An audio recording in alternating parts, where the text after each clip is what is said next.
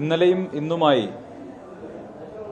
വയനാട്ടിലെ ഇന്ത്യ മുന്നണി സ്ഥാനാർത്ഥി ശ്രീ രാഹുൽ ഗാന്ധി നടത്തിക്കൊണ്ടിരിക്കുന്ന പ്രചരണത്തിലുടനീളം അദ്ദേഹം നടത്തിക്കൊണ്ടിരിക്കുന്ന അർത്ഥശൂന്യമായിട്ടുള്ള ആരോപണങ്ങളും അർത്ഥസത്യങ്ങളും അദ്ദേഹത്തിൻ്റെ തന്നെ കഴിവുകേട് വിളിച്ചു പറയുന്ന കാര്യങ്ങളുമൊക്കെ വാസ്തവത്തിൽ വയനാട്ടിലെയും കേരളത്തിലെയും ജനങ്ങളിൽ കോൺഗ്രസിനെതിരെയും രാഹുൽ ഗാന്ധിക്കെതിരെയും അവമതിപ്പുണ്ടാക്കാൻ മാത്രമേ ഉപകരിക്കുകയുള്ളൂ എന്നാണ് ഞങ്ങളുടെ പക്ഷം.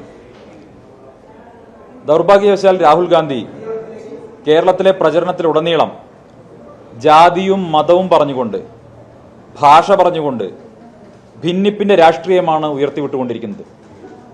ഇന്നലെയും ഇന്നുമായി രാഹുൽ ഗാന്ധി ചെയ്ത പ്രസംഗം, ആ പ്രസംഗങ്ങളിൽ മുഴുവൻ രാജ്യത്തിന്റെ അഖണ്ഡതയ്ക്കെതിരായിട്ടുള്ള സന്ദേശമാണ് ജനങ്ങളിലേക്ക് നൽകുന്നത്.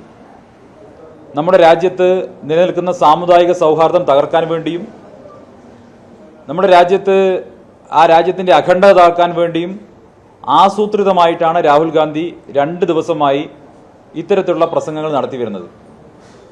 ഇന്നലെ അദ്ദേഹം കോഴിക്കോട് പറഞ്ഞ പ്രധാനപ്പെട്ട ഒരു കാര്യം, നമ്മളെല്ലാവരും കഴിഞ്ഞ 3-4 ദിവസക്കാലം സൗദി അറേബ്യയിലെ ജയിലിൽപ്പെട്ട ആ ചെറുപ്പക്കാരൻ്റെ മോചനത്തിന് വേണ്ടി എല്ലാ മലയാളികളും ഒത്തൊരുമിച്ച് ശ്രമിച്ചതാണ്.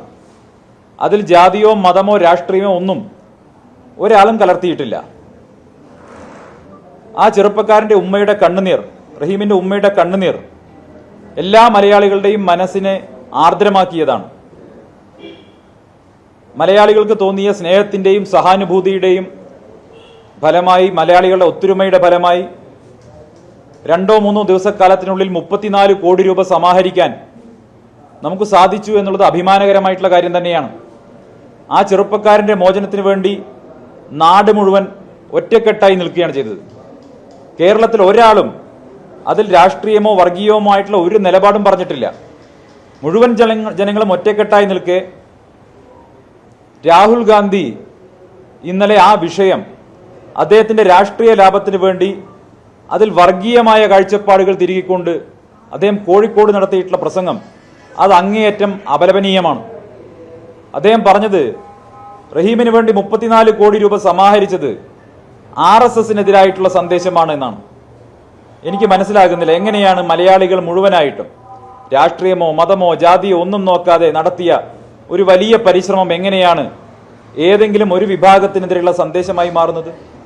എന്തുകൊണ്ടാണ് രാഹുൽ ഗാന്ധി ഈ മനുഷ്യത്വപരമായ വിഷയത്തിൽ പോലും വർഗീയത കലർത്താൻ വേണ്ടി ശ്രമിക്കുന്നത്? എന്തിനാണ് ഈ വിഷയത്തിൽ പോലും ഹിന്ദു എന്നും മുസ്ലിം എന്നും ഭിന്നിപ്പിന്റെ രാഷ്ട്രീയം ഉയർത്താൻ വേണ്ടി രാഹുൽ ഗാന്ധി ശ്രമിക്കുന്നത്? നമുക്ക് എങ്ങനെയാണ് രാഹുൽ ഗാന്ധിയുടെ ഈ നിലപാടിനെ അംഗീകരിക്കാൻ സാധിക്കുക? രാഹുൽ ഗാന്ധി എന്തടിസ്ഥാനത്തിലാണ് ജനങ്ങൾ ഒത്തൊരുമിച്ച് നടത്തിയ ഈ പ്രവർത്തനത്തിൽ ഏതെങ്കിലും ഒരു വിഭാഗത്തെ മാത്രമായി പ്രതിക്കൂട്ടിൽ നിർത്തുകയോ അകറ്റി നിർത്താൻ വേണ്ടി ശ്രമിക്കുകയോ ചെയ്യുന്നത്?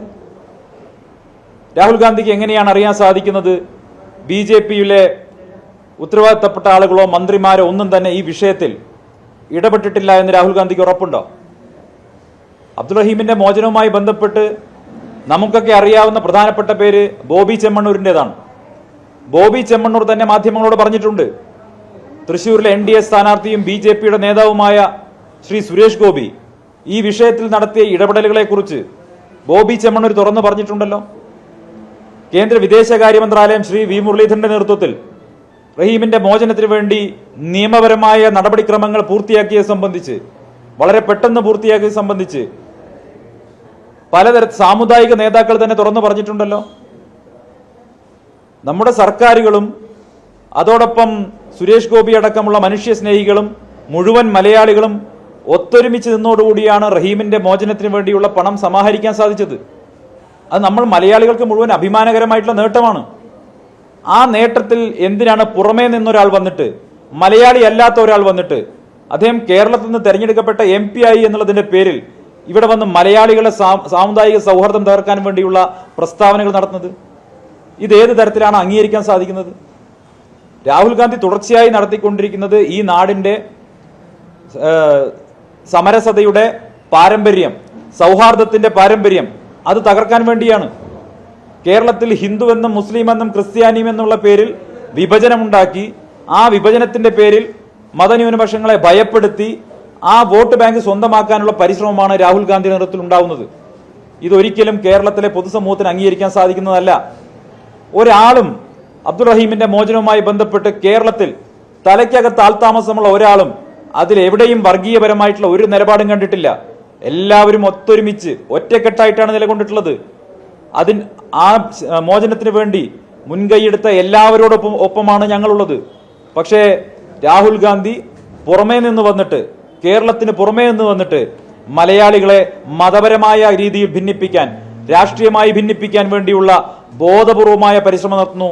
അതിനുവേണ്ടി മാനവിക പക്ഷത്തു നിന്നുകൊണ്ട് മലയാളികൾ മുഴുവൻ ഒത്തൊരുമിച്ച് നടത്തിയ ഒരു പരിശ്രമത്തെ പോലും ഏറ്റവും ലജ്ജാകരമായ രീതിയിൽ രാഷ്ട്രീയ ലാഭത്തിന് വേണ്ടി ഉപയോഗിച്ചിരിക്കുകയാണ് രാഹുൽ ഗാന്ധി.